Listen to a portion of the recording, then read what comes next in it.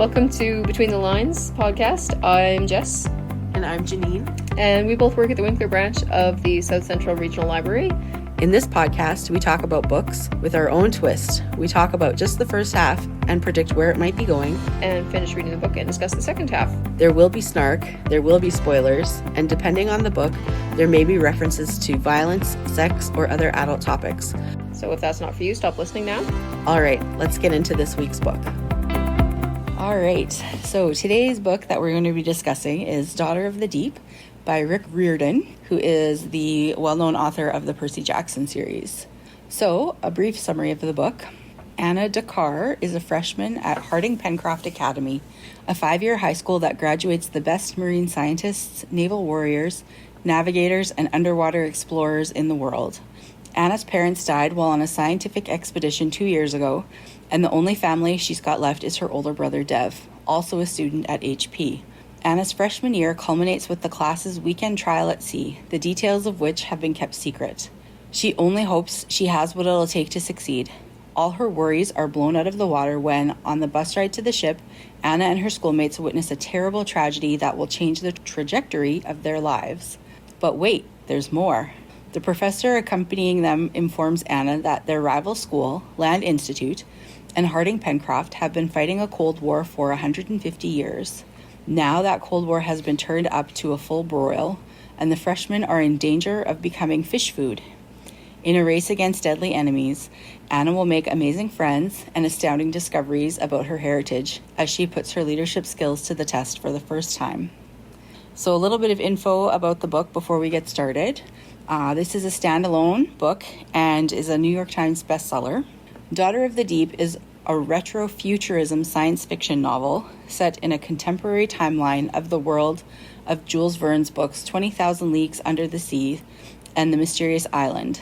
This is a derivative work featuring machinery, tools, and settings described in Verne's books and characters who are descendants of Verne's characters.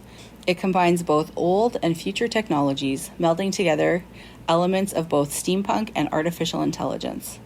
And I should also mention that this is a junior fiction novel. So, why did we choose this book? Because it's awesome. Well, you had said you wanted to read it. I've never read anything by Rick Riordan. I haven't either. So he's a new author for me. I want to read it because I love 20,000 Leagues Under the Sea. And I've never read that book either. So this it is so whole good. world is totally new to me. So... Yeah, like that for me, that's the main reason. When I saw that it was kind of, what was the term again? A retrofuturism science fiction novel. Yeah. Loosely based on 20,000 Leagues Under the Sea, it immediately had my interest because, like I said, 20,000 Leagues Under the Sea is awesome. And Rick Riordan doesn't usually write female leads either, I don't think. He did Percy Jackson, which, I mean, the Percy Jackson series is obviously Percy Jackson. Yeah. I don't think... Like, he does a lot more, like, Greek mythology and stuff like that. Yeah, he'll have Right? strong female secondary characters, Yeah. but not female leads, which I think was also kind of appealing. yes, definitely. Yeah. I like anything to do with the ocean. Yeah, me too. In a past life, I was going to be a marine biologist. However, we live on the prairies, so... Yeah. Not a lot of opportunities for that type of work here.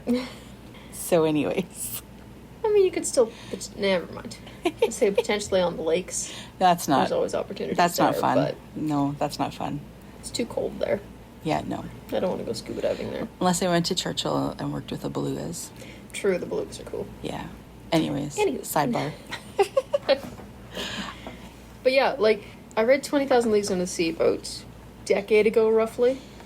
And I didn't realize how much I'd forgotten. I completely forgot that Captain Nemo was actually Prince Dakar. Like, didn't even think about it.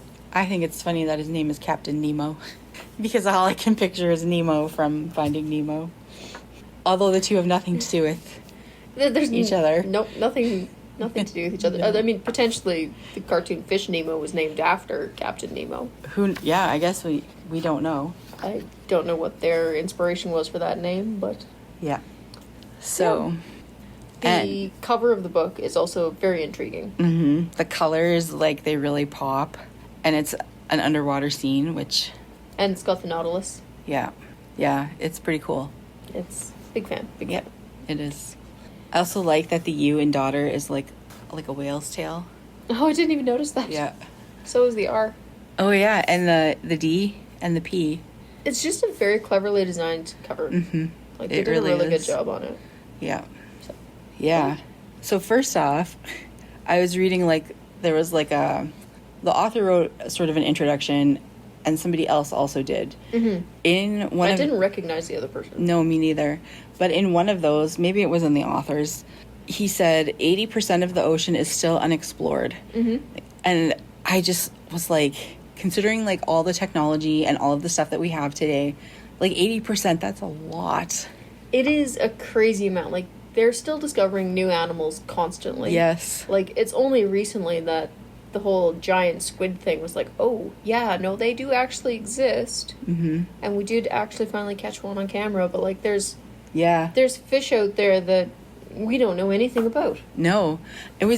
I found this thing online once, and it was basically like the ocean starting from the top and going like all the way down. So you'd scroll, and then it would show you like what kinds of sea life you would find. Mm. And like the color would change, like the further down you got, like the screen got darker and darker. It was really cool.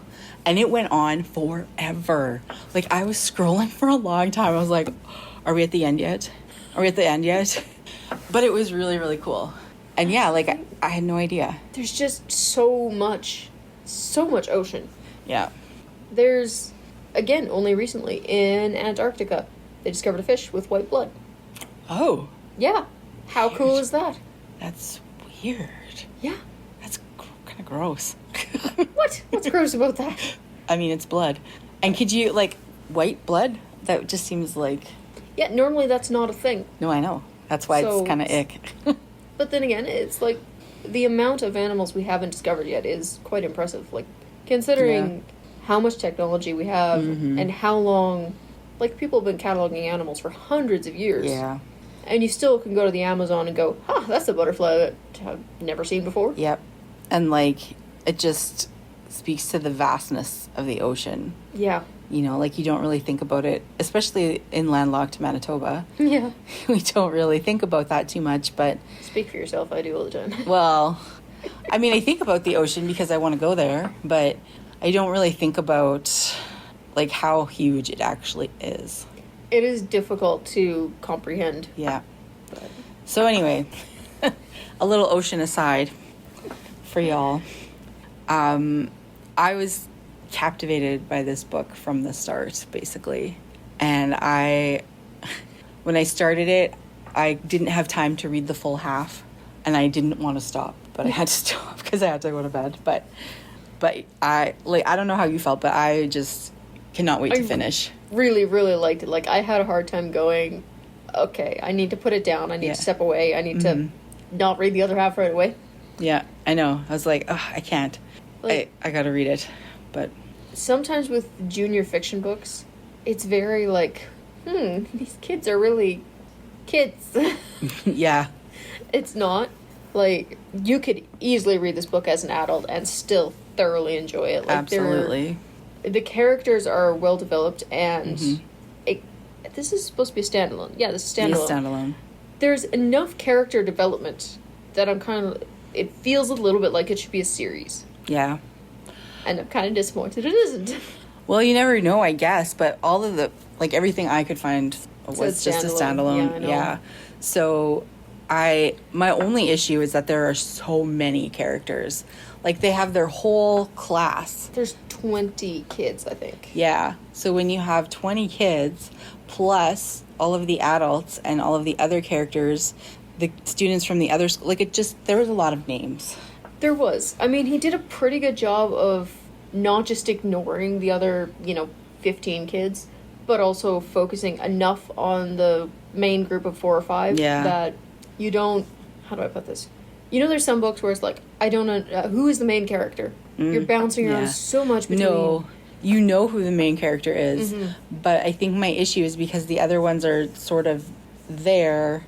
When he talks about them, I'm like, who is that again? Which one is, So that part, I had a little bit of trouble keeping all of the secondary characters straight.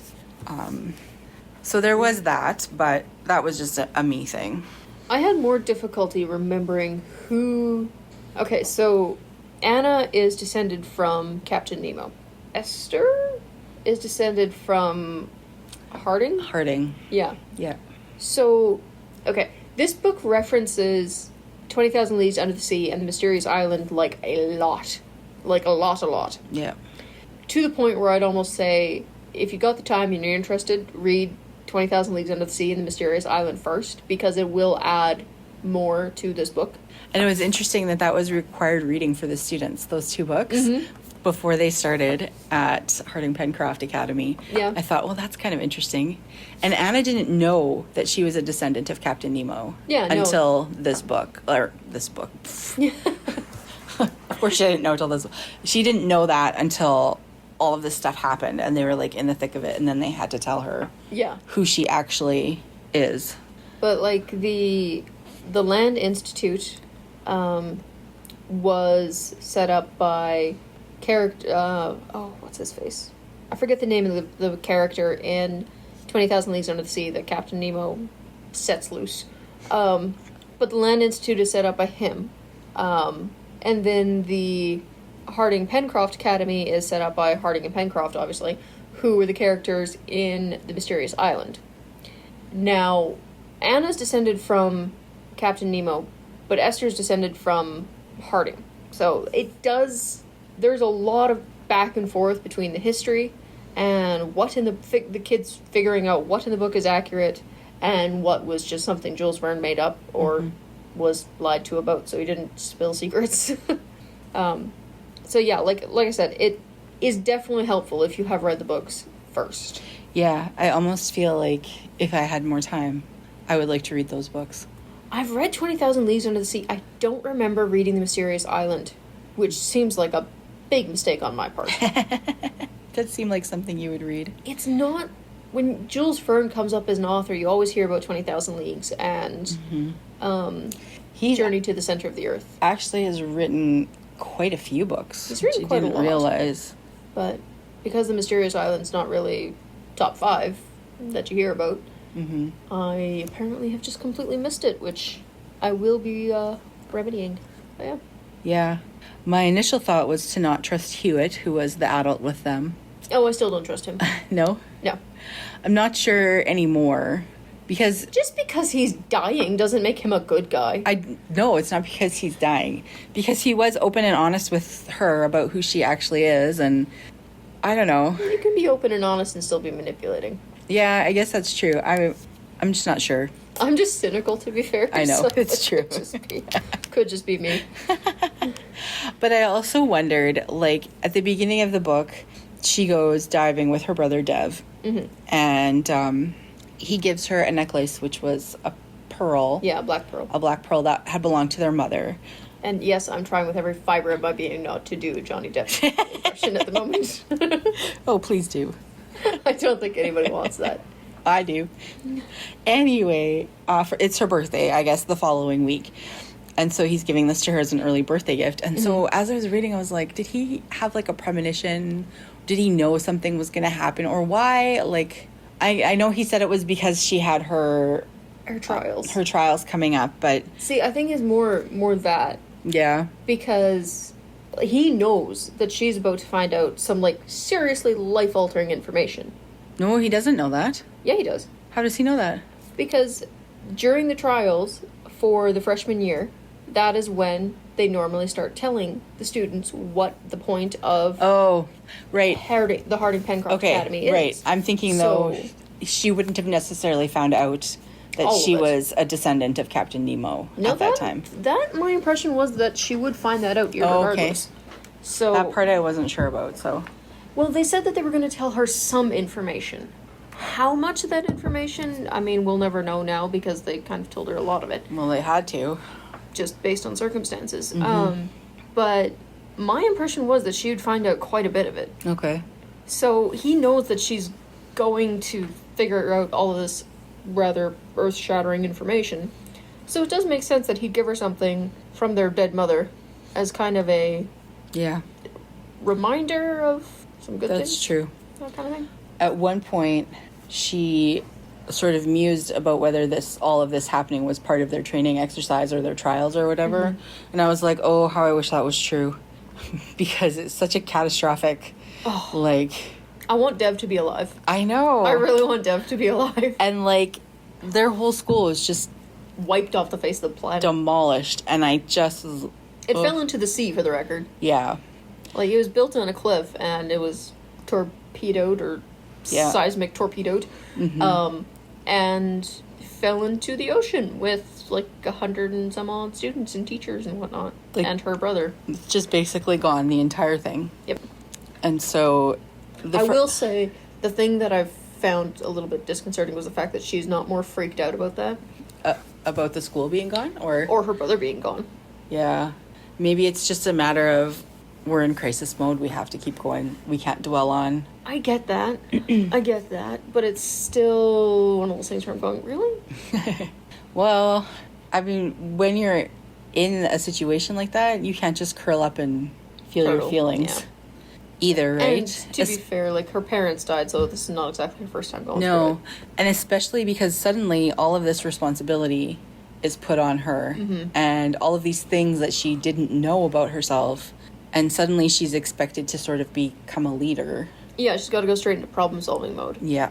Although, to be fair, all of the kids, like, considering they just saw their school and everything they know plunge into the sea, they're handling it, like, they're not in full party mode, but they're, like, laughing and joking a bit, where I'm kind of going, do you know you don't have a place to go back to? Has that sunk in yet? Maybe they'll just stay on the island. Yeah, it'll work. But I think... Got an orangutan cook, after all. That part I found a little weird. That part I'm kind of going, really? That's a bit much, in my opinion. I'm fine with the underwater subs and the weird technology and the apparently AI-operated 150-year-old submarine. Yeah. But an orangutan cook who's obsessed with Mary Berry? Yeah, no. I don't think I'd want an orangutan cook in my food, to be honest. No. He's got too much hair. Yep. Agreed. But that was another thing, the submarine. Let's talk about that for a minute. The Nautilus? I had a difficult time stopping. So, here's the thing. When they talked about, like, her parents... found it, right? And so it talked about, like, her dad tried to go on there and it basically attacked him. But it sounded like Luca and Ophelia, the people who live there now and are, like, it sounds like they can go on there no problem. Why is that? The thing is, a lot of the tech runs on DNA. Right, so you would think your that... biometric scanning, so if... Keeping in mind that this sub is controlled by AI, which is apparently quite grumpy, the grumpy sub could be rather ticked at anybody with the DNA signature of Captain Nemo, because it was essentially left at the bottom of a volcano for 150 years, lying in the mud. If we're assuming that this AI is actually a sentient AI, I can understand its thought process in zapping him. Whereas Lucas and Ophelia are hauling it, or raising it, cleaning it, maintaining it, are trying to make it functioning again, essentially. Yeah, I know, but they don't have the right DNA. They at some point mentioned they put a patch on the door so that they could get in. Because I must have missed that part. Her father had to have, you had to have the DNA signature to open it originally, but once it was open, they could put a patch on it so that they could essentially hack their way in. So it doesn't know... Oh, I must have really missed that part. That makes a lot more sense now, because I was like, how come he couldn't go on, but they can go on, no problem? I will say, every single time I hear the name Ophelia, you know Gilligan's Island? Yes. You know the episode where they do the musical version of Hamlet? No, I don't know if I've seen that one. There's the song, from Ophelia, no one can steal ya, you'll always be my own. Since the day when your dad met his fate, you hate your ma, mad at my pa, you'll kill the king or some silly thing. Oh, Hamlet, Hamlet, do be a lamb, let Russian enough alone. Every single time I hear the name Ophelia, that circles through my head. Anyways. Okay, I will say, one of the things that got me, it's a little bit of a Harry Potter situation with this school, where there's 4 different houses, teams, groups, whatever. And you're sorted into it, not via a sorting hat, when you first start at the academy. And there's sharks, which are more of the tactical, defense, that kind of thing. Dolphins, which are more espionage communications. Cephalopods, which are engineering. And then orcas, which are apparently, like, diplomatic relations and that kind of thing. Now, I have some serious issues with that. Because, yes, all the other ones make sense. However, orcas are mean. Like, very mean. To the point where if there is a great white or bull or tiger shark in the area, same area as a pod of orcas, they will leave. Like, doesn't matter if it's their hunting grounds or whatnot, they're out of there. A orca can scare off a shark. Not by even attacking it or doing anything, just by, like, being in the same area. Because they will attack pretty much anything just for the fun of it, and have been known to kill sharks and just eat their livers. Just their livers, and then leave. Gross. Fun ocean facts. So I find the name Orca for this... It's not entirely diplomatic, it's other stuff as well. But to be like the caregivers, the nurses, it's just... To me, seems backwards as heck. Here it says medicine, psychology, education, marine biology, and communal memory. Yes. Another place it was described as the school's conscience. Ooh. Yeah. Like, that's the thing. There's a couple of different descriptions of the orcas. The description at the beginning doesn't necessarily match the description throughout the book and what they're actually doing. But, like, orcas are brutal animals. But I love them. They are cool. Different pods of orcas have different diets. Really? Yep. Huh. Some eat herring, whereas the next one won't touch herring. Some eat seals. Next ones won't touch seals, even if they are in the same area where they could technically eat the same food source. Well, that's kind of like people. Yeah. How many SeaWorld trainers have you killed? None. But... See, that's the thing. Orcas are weird animals. Like, they look cool. Don't get me wrong. I like them. They're interesting as heck. But they are mean as hell. I was of the right age when the movie Free Willy came out. I haven't seen that one. I refuse to watch orca propaganda. So that is what started my love of all things ocean. And so I've had a fascination with, especially orcas since then. So when we went to Florida a few years ago, I had to go to SeaWorld. Of course, you have to go to SeaWorld. And I had to watch the orca show because, of course... Orca. How cool is that, right? And then we watched that documentary, what is it called? About, like, what actually happens. And I was, like, crushed. That's the thing. Like, all my childhood dreams were crushed. It is one of those things where SeaWorld has its place and its purpose, and I would go, because I love the sea. Yeah, it's pretty cool. But at the same time, ethically speaking, there are some serious issues. Yeah, I know. I had to put that kind of out of my mind. Yeah. Because if you think about it too much, you can't enjoy it. Yep. But it's one of those things where there's a value to places like SeaWorld. Well, it is educational, for sure. It's educational, it gets people interested in it, and it's like the panda. You wouldn't want to save the panda if you didn't know a panda or you didn't see a panda. That's true. So, in terms of conservation and whatnot, there's definitely a call for it. However, like anything, that needs to be tempered with the correct ethical response, and they need to be held accountable. Yeah. So, we also went to Clearwater in Florida, where they also have a much smaller aquarium.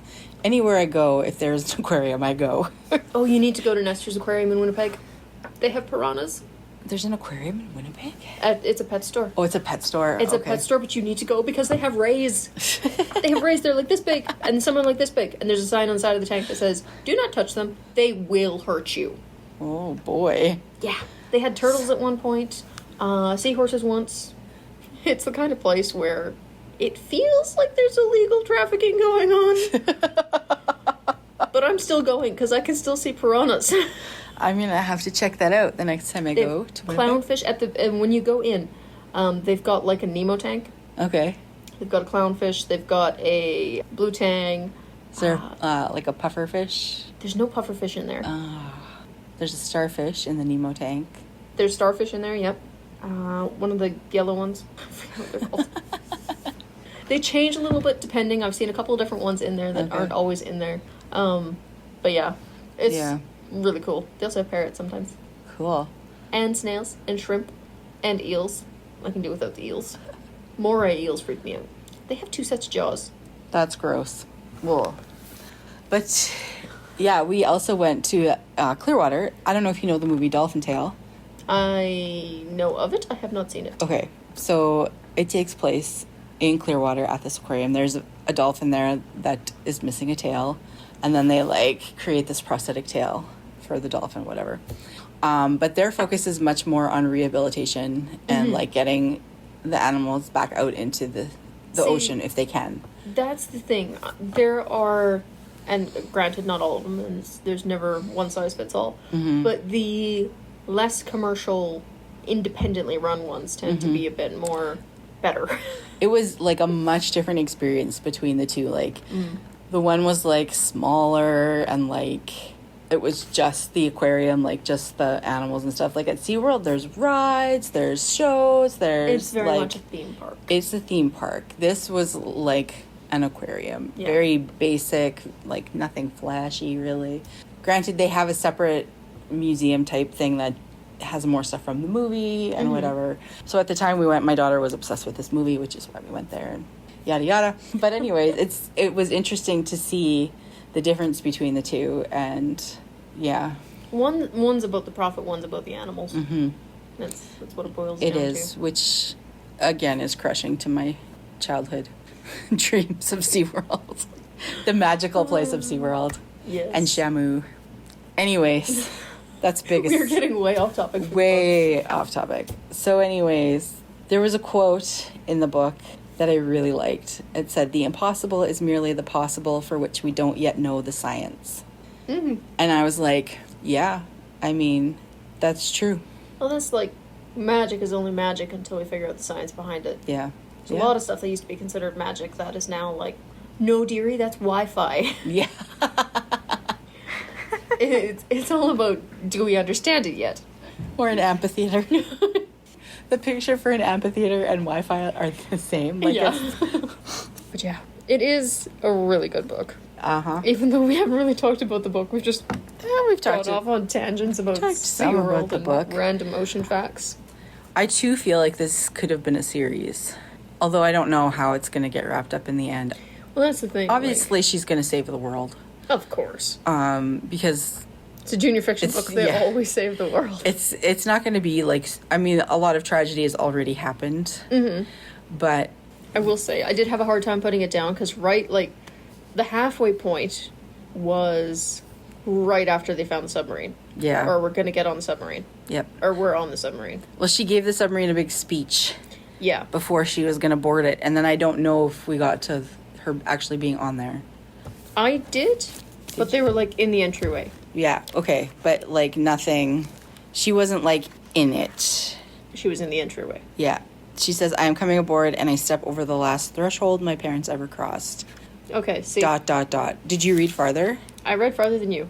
Okay. My calendar is not updating, so I took some liberties with how far I went. Oh! Because I wasn't sure whether we were going to the end of chapter, because how the halfway point was like 32 and a half or something. Oh, okay. So I wasn't sure if we were going to the end of 32 or the end of 33, or the end of 31 or 32. So because the book was good, I took some liberties and went to the end. What? To the end of the book? No, goodness, no. See, I only read... Otherwise, I'd be spoiling everything. To the end of chapter 31. Okay. So, which actually I think is slightly more than half. Okay. Do you see? Yeah. Well, where my bookmark is? That's the thing. It all depends on chapter length. So yeah, but like just barely onto the sub. Yeah. And I'm like, I have to put it down. Darn it. Stop now. I don't want to. No, that's the beauty of this podcast. Keeps you... forces me to stop. I was always that kid in novel studies where they're like, read the first chapter. I'm like, I already finished the book. Yeah, I know. Sorry. It's like, I can't just read one chapter. No, what is this garbage? Functions that way. What is this garbage? But yeah, suffice it to say, I'm very much looking forward to the second half. As am I. I am enjoying this book immensely. Yes, I want to know what happens. I'm going to make my daughter read it when I'm done. Oh, good, good. Make everybody read it. Yes. Make Mike read it, that should be funny. He doesn't read much. Yeah, so I guess we'll see you when we read the second half, and hopefully it lives up to all of our expectations. Yes. And we're back with part 2 of Daughter of the Deep by Rick Riordan.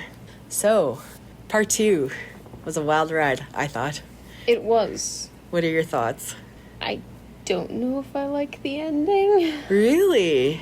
I mean, the ending was Interesting. good, but I kind of feel like there just needs to be more. Yes. I definitely feel like he left it open to making this a series. He did, I think. Yep. Because, I mean, it was wrapped up nicely, but could continue. But there was definitely potential for more. Yep, I agree. And I would love for there to be more. Mm-hmm. Yes, I would read that.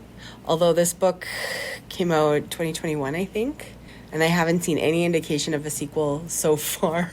Yeah. I mean, to be fair, I feel like he's always been a bit more slow with releasing books. Okay. I don't really know anything about his books, so it's possible. Maybe there is something coming.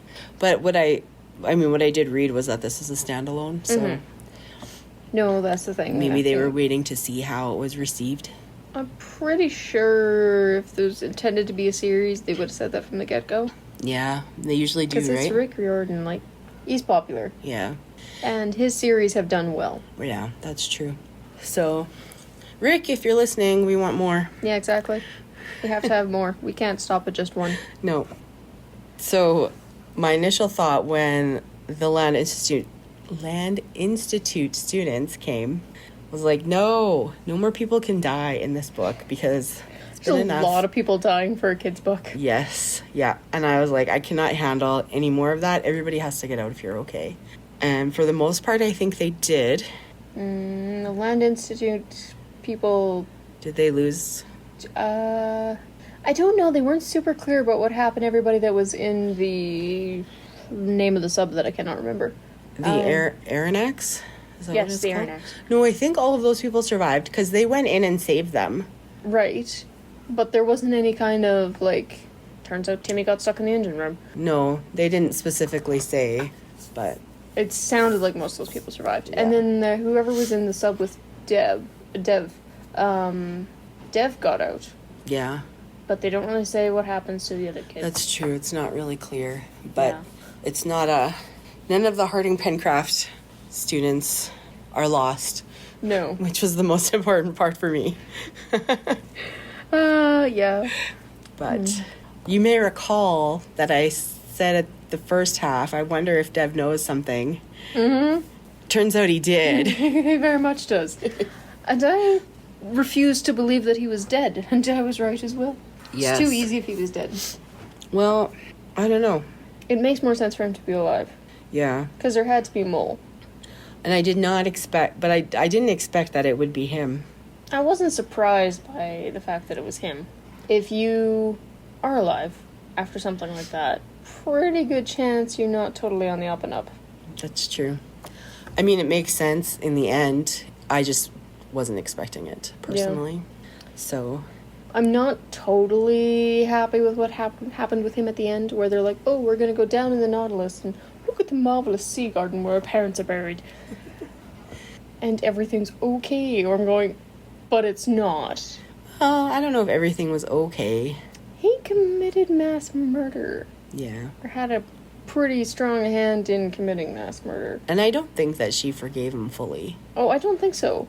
But there has to be some kind of consequences. Like, that's the thing. There wasn't really anything... But we don't know because there's not a second book. I know! That's the thing that drives me nuts. Where I'm like, I am assuming that there was consequences for him after. But it's not specifically stated. Yes. And I don't like it when things aren't specifically stated. If you don't read it, it didn't happen. Is that what you're saying? Pretty much. Yeah, and also he shouldn't have got to go on the cool sub. No, I kind of feel like that should have been his punishment. Yeah, I know. I want And to go keep him on. in a cell. I want to go on the sub. Oh, I know. Like, Is there like a Nautilus theme park or a 20,000 Leagues Under the Sea theme park somewhere? Because I want to go there. I know. I've never heard of such a thing. That doesn't mean it doesn't exist. But there should be such a thing. It'd be glorious. That would be so awesome. We'll start one right here in southern Manitoba. Let's do it because of all the oceans around us. Exactly. We could do it up in Churchill with the belugas. It'd be kind of cool, actually. It would be cold. Yeah. But it'd be kind of cool. Yeah. But... When do you think of the sub itself, other than, I have to have it, I want to go on it, please let me? It's very, like, the technology in this book is insane. It is. It's like, I mean, obviously fiction, right? But could you imagine if inanimate objects could actually do those types of things and act like a human? Like, I guess technically it's not an inanimate object because it has a personality and it has a, you know, like... I do like the fact that it's crabby. Yes. I know, I thought that was kind of fun too. But the fact also, like, that she learned to communicate with it and they were able to make it work.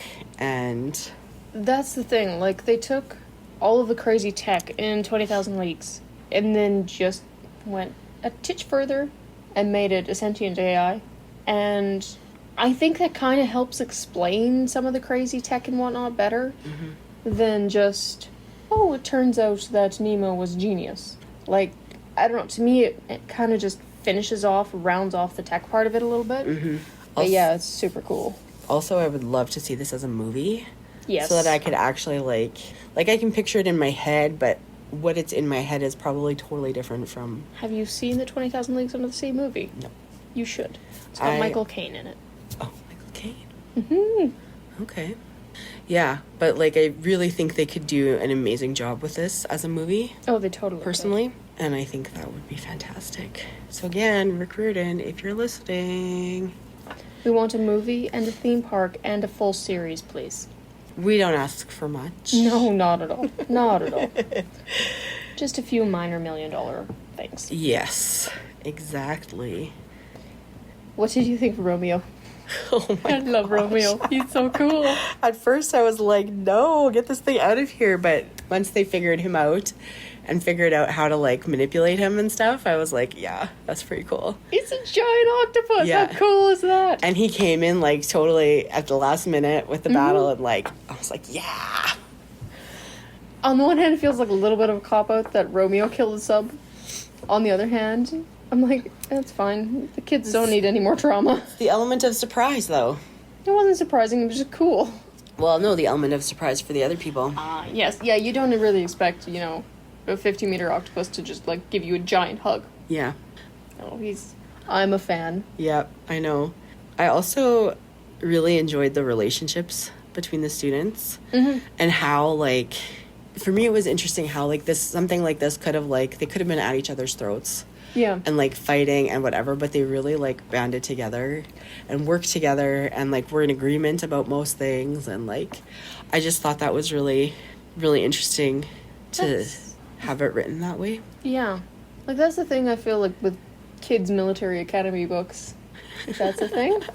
It either goes one way, like, their extensive training and that kind of thing either makes them all band together because they've been training to work as a team and, you know, follow leadership and that kind of thing, or it's just a battle for leadership and everything else gets lost in the shuffle. I find it tends to be either or. Yeah. I am glad that this one went this way because, I mean, you got enough problems already without a bunch of infighting. Yeah, exactly. And it seemed like there was never any doubt in their mind that Anna was supposed to be their leader. Like, they just all accepted it. They, you know, and she often said, you know, if you're uncomfortable with this or if you would like something else, like, she was very open about that as well, which I thought was, and they supported her.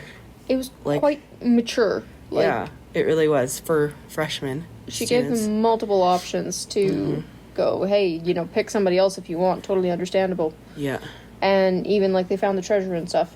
Everybody was billionaires. I know. I thought like, that was hilarious. Despite the fact it's Captain Nemo, technically her family's fortune. Yeah. She's still one, have some, take some, fill your pockets. For everybody, right? Like, and at the end, if you want to take your share and leave, go right ahead. Yeah. Yeah. So. No, I think it's a really good book. Like, doesn't sum it up to say it's a really good book, but it's a really good book. Yeah. I mean, there were definitely times when you could tell it was junior fiction. Mm-hmm. There were some times where I was like, kind of rolled my eyes a little bit, but... I was getting a bit sick of the dolphin, honestly. Oh, yeah? I mean, I'm glad that the dolphin and his buddies came to beat people up, but it was starting to feel a little flipperish. Where I'm like, okay, the dolphin can go now. We have a giant cephalopod, and giant cephalopods are always cooler than dolphins. I also enjoyed the underwater hand-to-hand combat. Yeah. And I was like, can you just imagine, like, whoa. Slow motion. Yeah, but, I mean, story-wise, it was really interesting. I said to my 13-year-old, you definitely need to read this book. She kind of looked at me and was like, whatever, as 13-year-olds do. But, yeah, I definitely recommend this one, even for adults. Oh, yeah. Anybody that likes books Anybody- narrows it down. If you like the ocean, you will like this book. One thing I will say, I like the fact that they were a bit realistic on the whole, the sub has been sitting at the bottom of the seafloor for 150 years aspect. Yep. Like, they didn't just jump in the Nautilus and everything's fine, everything's working. Yeah. No, like, there's slime coming out of the vents, they use the cav drive once and it breaks. Yeah.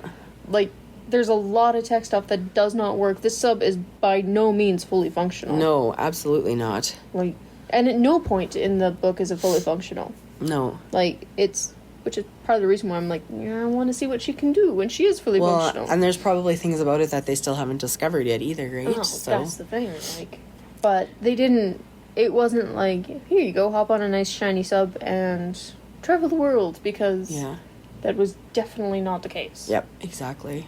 But yeah, do you have any fun facts? I do have some fun facts for you. So, 20,000 Leagues, in the title, 20,000 Leagues Under the Sea, actually refers to the distance traveled under the sea, which is 20,000 leagues is nearly twice the circumference of the Earth, but not the depth. I kind of just assumed that and assumed everybody knew that. Well, I didn't. I didn't think about how deep the sea is, but yeah, so for those of you who may have assumed, like me, that it was depth, it's not, it's distance. So there you go. And those of you like me that already knew that can just skip over this You part. can just roll your eyes at me like Jess is right now. Jules Verne has been the second most translated author in the world since 1979, ranking between Agatha Christie and William Shakespeare, and is sometimes referred to as the father of science fiction, which Verne disagreed with.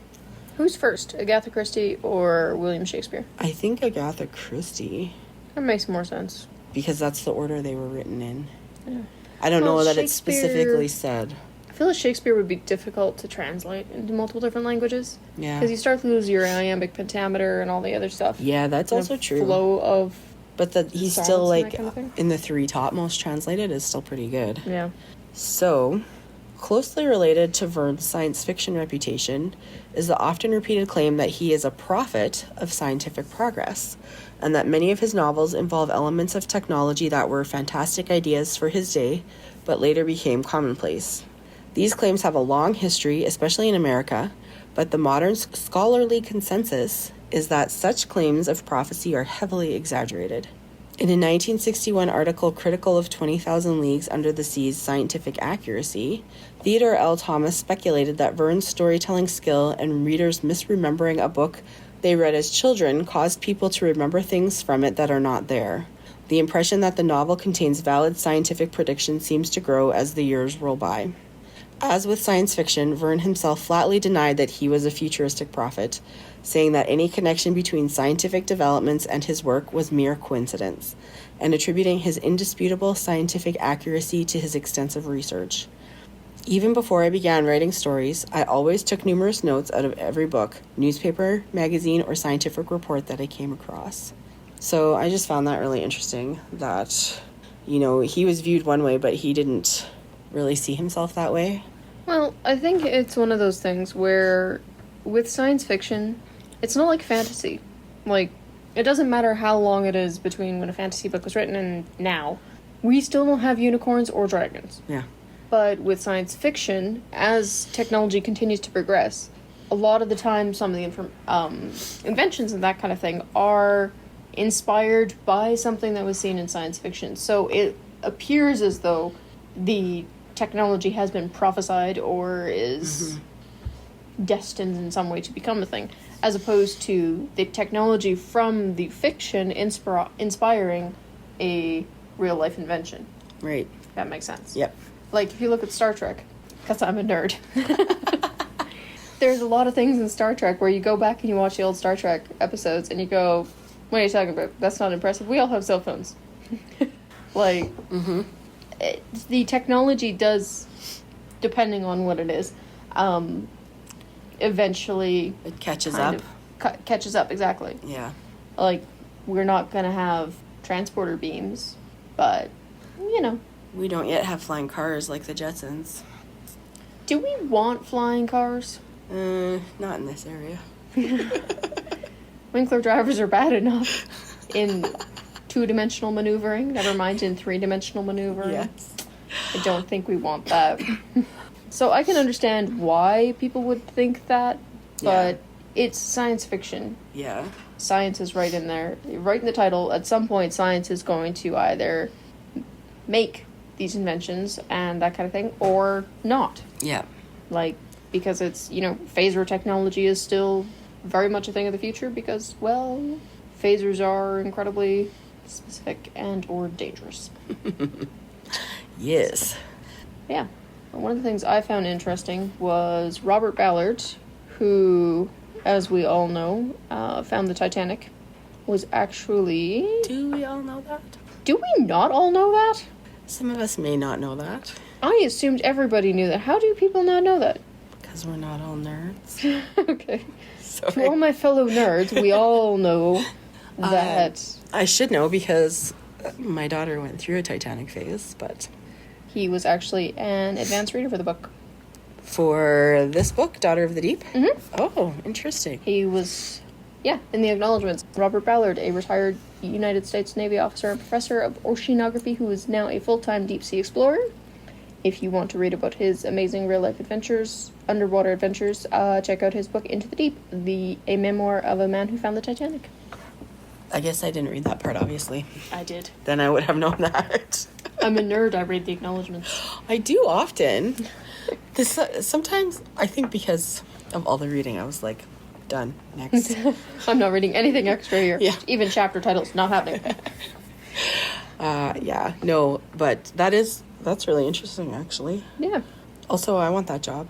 Underwater, deep sea, underwater, whatever. What was it? Underwater explorer? Mm-hmm. Whatever. Anyway. Closing thoughts? Definitely a recommend from me. Yeah. I would recommend that you read 20,000 Leagues Under the Sea and the Mysterious Island first. I think you will get more out of it if you do. But I would not say it is necessary to actually read the book. It's just something that the nerd in me recommends that you do. I did not read those books, and I still enjoyed this one. I may go back and read them. We'll see. At the very least, you have to watch the movie. Okay. Yeah. I will see. But yeah, I hope that there's another one. I know there's not going to be another one, but I hope there's another one. A girl can dream. Yeah, exactly. We'll dream of giant subs and Romeo, the giant octopus. So that's what we thought of the book. But those are just our opinions, of course. We'd like to hear yours, so leave us a comment. Thanks for joining us for Between the Lines. And thanks for editor Linda for making sense of our mess. And we'll see you next time. Bye. Bye.